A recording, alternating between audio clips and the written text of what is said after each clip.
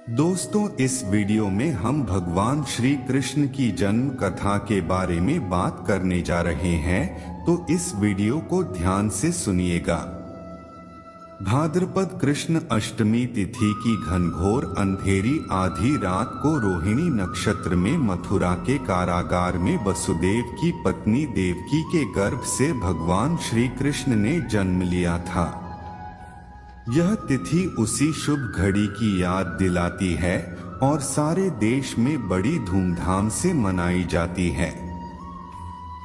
द्वापर युग में भोजवंशी राजा उग्रसेन मथुरा में राज्य करता था। उसके पुत्र कंस ने उसे गद्दी से उतार दिया और स्वयं मथुरा का राजा बन बैठा।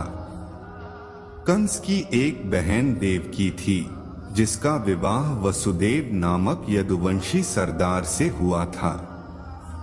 एक समय कंस अपनी बहन देवकी को उसकी ससुराल पहुंचाने जा रहा था। रास्ते में आकाशवाणी हुई, हे कंस, जिस देवकी को तू बड़े प्रेम से ले जा रहा है, उसी में तेरा काल बसता है। इसी के गर्भ से उत्पन्न 8वां बालक तेरा वध करेगा। यह सुनकर कंस वसुदेव को मारने के लिए उद्यत हुआ।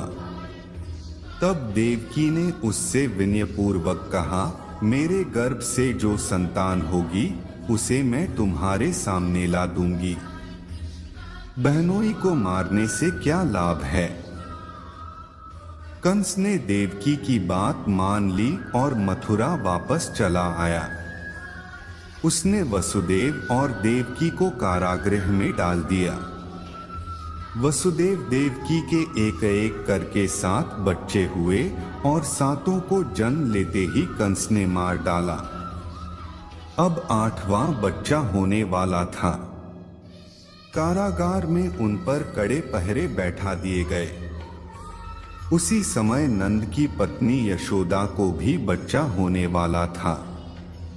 उन्होंने वसुदेव देवकी के दुखी जीवन को देख 8वें बच्चे की रक्षा का उपाय रचा। जिस समय वसुदेव देवकी को पुत्र पैदा हुआ, उसी समय संयोग से यशोदा के गर्भ से एक कन्या का जन्म हुआ, जो और कुछ नहीं सिर्फ माया थी। जिस कोठरी में देवकी सुदेव कैद थे, उसमें अचानक प्रकाश हुआ और उनके सामने शंख, चक्र, गदा, पद्म धारण किए चतुर्भुज भगवान प्रकट हुए। दोनों भगवान के चरणों में गिर पड़े। तब भगवान ने उनसे कहा, अब मैं पुनः नवजात शिशु का रूप धारण कर लेता हूँ। तुम मुझे इसी समय अपने मित्र नंद जी के घर वृंदावन में भेज आओ और उनके यहाँ जो कन्या जन्मी है, उसे लाकर कंस के हवाले कर दो। इस समय वातावरण अनुकूल नहीं है, फिर भी तुम चिंता न करो। जागते हुए पहरेदार सो जाएंगे, कारागृह के फाटक अपने आप खुल जाएंगे और उफनती अथाह यमुना तुमको पार जाने का मार्ग दे देगी।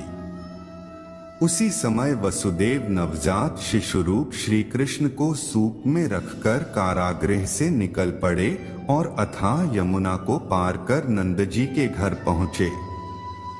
वहां उन्होंने नवजात शिशु को यशोदा के साथ सुला दिया और कन्या को लेकर मथुरा आ गए।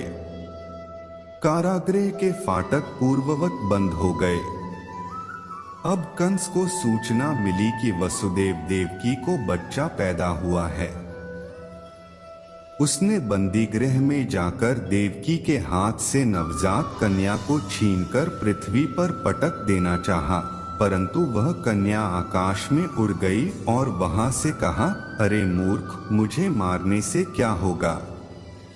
तुझे मारने वाला तो वृंदावन में जा पहुंचा है।